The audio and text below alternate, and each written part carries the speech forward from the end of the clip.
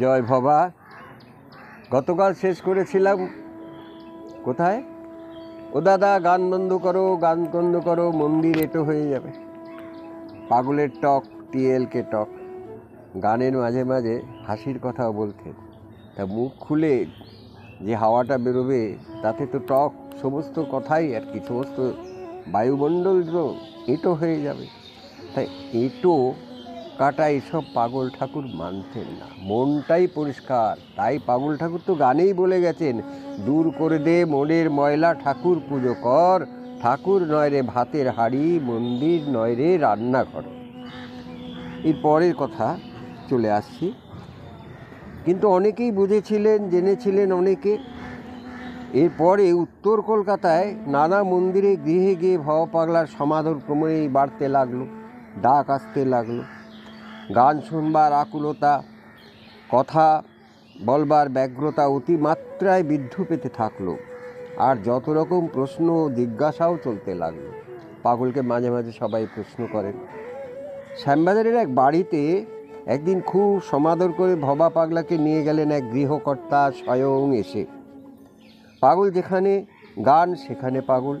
ভক্তগৃহে গান কথায় মুখর হয়ে উঠল, মধুর হয়ে উঠল ও বাড়ির ঠাকুর ঘরটি। বড় আকারের নয়, দেওয়ালে দেওয়ালে ঠাকুর দেবতার বহু পট ছবি দিয়ে সাজানো ছিল। রেখা নামে একটি ভক্তিমতী মেয়ে ঠাকুর ঘরের ভার নিয়েছে। ওই ঠাকুর ঘরে ভবা পাগলাকে নিয়ে বসানো হয়েছিল আদর করে।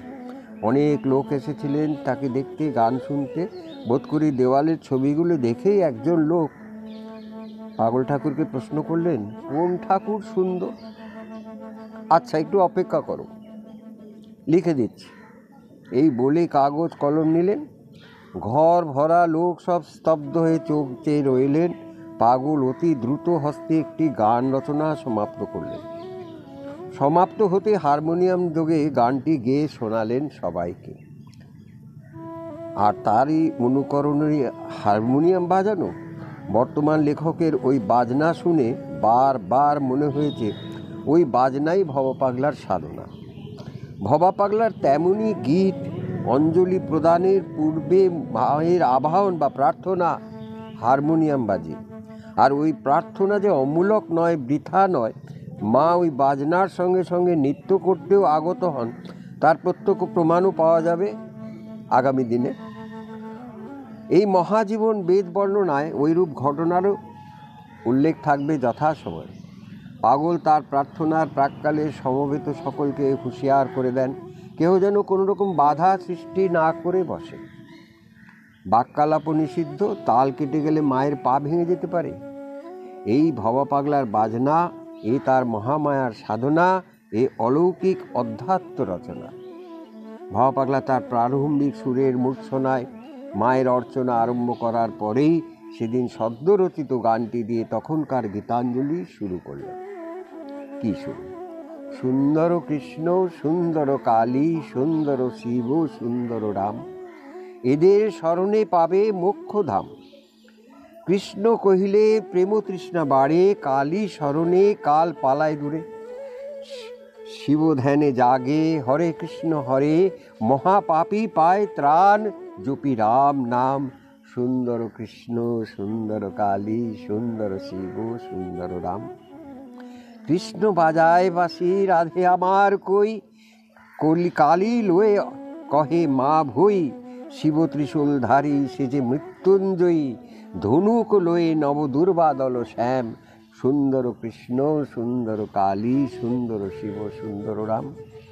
বৃন্দাবনে কিংবা ওই শ্মশানে, কাশী ধামে না হয় অযোধ্যা শনে, ভবা পাগলা গাহে নিশি জাগরণে, আমায় কোন পথে দিবে ঠাঁই, করিতে বিশ্রাম। সুন্দর কৃষ্ণ, সুন্দর কালী, সুন্দর শিব, সুন্দর রাম, এদের স্মরণে পাবে মোক্ষধাম। এক কথায় কত কথা চলে আসে পাগলের এই গানের মধ্যে মধ্যে। শেষে অযোধ্যা ধামের কথা আছে। মনে পড়ে গেল আগামী দিনে আমাদের মহাসম্মেলন শুরু। আর মহাসম্মেলনের অঙ্গ হিসেবে আমরা আগামী 20 জানুয়ারি অযোধ্যা আমরা দলবল নিয়ে ভবা পাগলার দল যাব, সেটা বলে রাখলাম। খবর নিয়ে নেবেন কবে কি। তবে অবিলম্বে টিকিট কাটার ব্যবস্থা করতে হবে, তার জন্য আগে নাম দিতে হবে সবাইকে। আবার আগামীকাল পরবর্তী অংশটা পাঠ করে শোনাবো আগামী দিনে। জয় ভব।